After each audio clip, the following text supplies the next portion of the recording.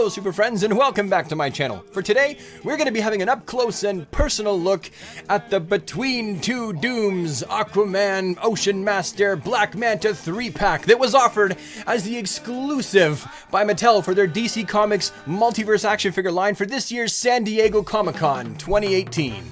The design for the packaging of this exclusive is based very clearly off of issue number 35 of Aquaman, where he faced off against not only the treacherous Ocean Master, but the ever-hateful Black Manta, two of his worst and fiendish foes. And judging by the look of the cover, you can tell that Aquaman's gonna have his hands full. So first we have the attractive navy blue DC Comics multiverse themed packaging that this figure pack comes in. It's loaded with fabulous artwork, rad graphic design, as well as a short summarization of the events of Aquaman 35, the issue which these action figures are paying tribute to. When you remove the action figure 3-pack from the navy blue outer shell packaging, there's another more fabulous layer of packaging on the inside. Clearly this was designed for display purposes, but we're gonna slide the clear plastic sleeve off of the packaging so that you can get a better look at the action figures. Now, having popped all three of these masters of the undersea realm out of their packaging, we get our first closer look at what these guys actually look like when they're not crunched up in their action poses from being in the packaging. Not bad. Let's take a closer look. Each one of these action figures has been made on the newer, more simplistic, slightly larger and better articulated DC Multiverse male buck, devoid of pretty much any and all detail. But we'll get into that in just a moment when we look closer at each figure. Each character also comes with their own array of accessories. Aquaman getting closed fists and an open set of hands. Black Manta coming with the same open and closed hands, as well as a 3-pronged spear gun and a red and yellow set of visors to replace the gray ones that come in his helmet.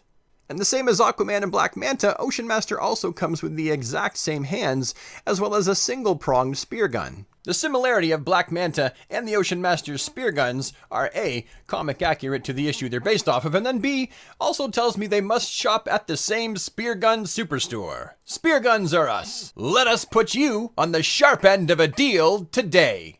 But now taking time to focus quickly on Aquaman from toe to head before we move on to Black Manta and the Ocean Master, you can see that this figure, the color scheme works really well together with the bright green, the bright orange, and the bright yellow. Wonderful choice of colors all around. Another thing that we notice very quickly is that there is, as mentioned before, very little sculpted detail with these newer multiverse figures, with simple paint apps to take place of sculpted detail. So where the neckline and the scales of his royal armor have classically been sculpted on, as well as his belt buckle and the line between his trunks and his Atlantean fish pants, all that has been replaced with simple paint apps. But the head sculpt for this figure is a completely different story, being A, brand new sculpt, and then B, something that is completely fabulous all on its own. This is an Aquaman that is stern, no nonsense, and definitely King of Atlantis.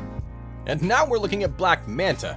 And the first thing you're going to notice about this figure is that he is 100% devoid of any and all newly sculpted details. At least on the body, because he shares 100% of the basic body parts with the Clayface Wave Rebirth Superman action figure. The only difference, aside from the fact that he doesn't share the same belt as Superman, is that Black Manta has been molded in a flat, matte black plastic and then uses blue paint to highlight areas of muscle definition. However, they have sculpted new air tanks for his back. And as you'll see in a moment, just like with the head sculpt, these are not reused parts from previous Black Manta figures. They're actually completely new sculpted details. Which brings us to that head sculpt, which is pretty good. It looks like Black Manta. It's fairly simplistic. How do you mess it up? It looks like a UFO on his shoulders with a couple big windows on the front, and then some hoses sticking out the back. How can you mess that up? And now that we've got that head sculpt in front of us, this is what he looks like with the red visors in, this is what he looks like with the yellow visors, and then this is back to the gray. Visor 1, Visor 2, Visor 3, Visor 1, Visor 2, Visor 3. Okay, they're all up on the screen at once. There you go. Okay, let's go on to Ocean Master, which, as you can see, is pretty snazzy looking, at least in the color department. Again, very simple with the body. Absolutely no new sculpted pieces to this action figure aside from the head. feet, hands, legs, belt, chest, everything is reused from either a Multiverse figure or even the cape itself, as you'll see later, is reused from the previous Ocean Master figure from the Signature Series line. So, aside from the paint apps around his wrists for his bracers and his belt, and the little symbol that's been painted on there and not sculpted, and the symbol on his chest, it's another basic Multiverse male action figure buck. Just like Black Manta and Aquaman, Ocean Master has a brand new head sculpt, and it looks pretty good. The details look nice, the paint is clean, and it actually looks pretty accurate to what he looked like back in the day. So even though these figures present well, they look good, and they have superior articulation in some ways, I'm still not quite ready to say that these are the superior to their predecessors, the DC Universe Classics. And I'll get more into that during the comparative stage of the video. But first, let's talk articulation. So because all of these figures have the basic male multiverse buck, they're all gonna have the exact same articulation, with the heads on ball joints, the shoulders on the swivel hinge, the single jointed elbows, the swivel at the bicep, and also at the wrist. You've got your ab crunch, and you've got your waist swivel.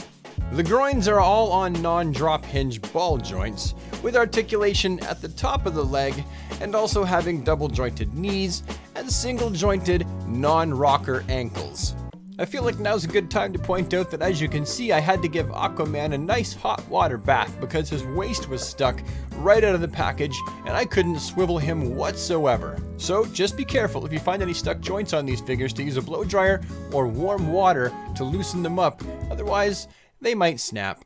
And now we finally come to the comparative stage. Look at all those Aquamen standing together looking all Aquaman-ish. Now this isn't all of my Aquaman figures, this is just a good portion of all of my goldfish armor Aquamans. I just wanted to get them all in there.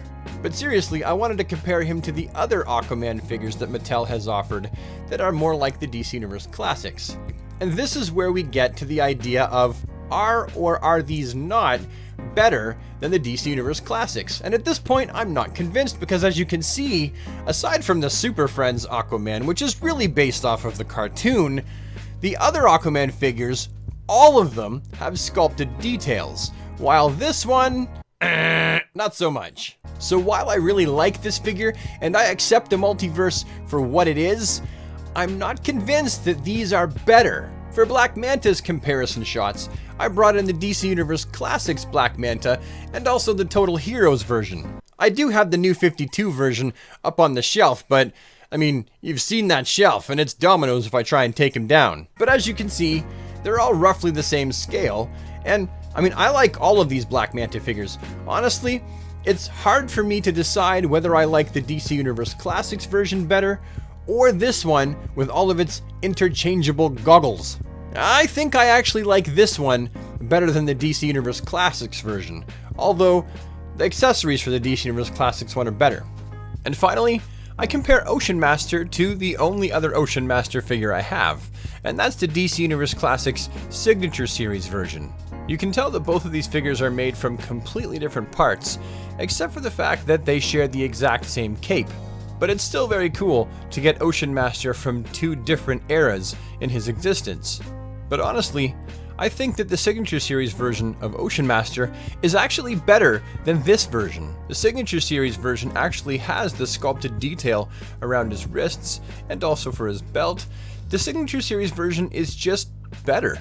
Not as well articulated, but better, I think. But in the end, whether I find these to be the superior or not to the DC Universe Classics, I think that it is really, really cool that Mattel decided to make such a cool looking, stylized, display-worthy action figure 3-pack as this year's SDCC exclusive. In the package, it's gonna display well on your shelves. Out of the package and released from their cardboard and plastic prisons, they're gonna look fabulous alongside the rest of the upcoming waves of the multiverse. And really, if you honestly wanted to, you could sub him in as your main Aquaman in the DC Universe Classics. And you should have no problem finding this right now, because it's all over eBay. with prices ranging anywhere from $65 to around $100. If you can pick one of these up for mid to low end price to start with, I say go for it. But what do you think? Let me know down in the comment section below. Am I crazy for thinking that these aren't a 100% better improvement over the DC Universe Classics versions of these characters? Or have you sworn off of the Multiverse figures completely because they don't have rocker ankles and the articulation that you wanted, and they have very limited new sculpting detail? Let me know down in the comment section below. If you like this video, please take the time to slap a thumbs up on it. That way I know I'm doing something right. And also, if you think you'd like to become a super friend and join the DC squad and see more of my sort of stuff show up in your inbox on a semi-regular basis, just hit the subscribe button. Remember to ding the bell so that you never miss a video, and I'll see you in the next one. Have a super rad, awesome day, everybody. Take care, and thanks for watching.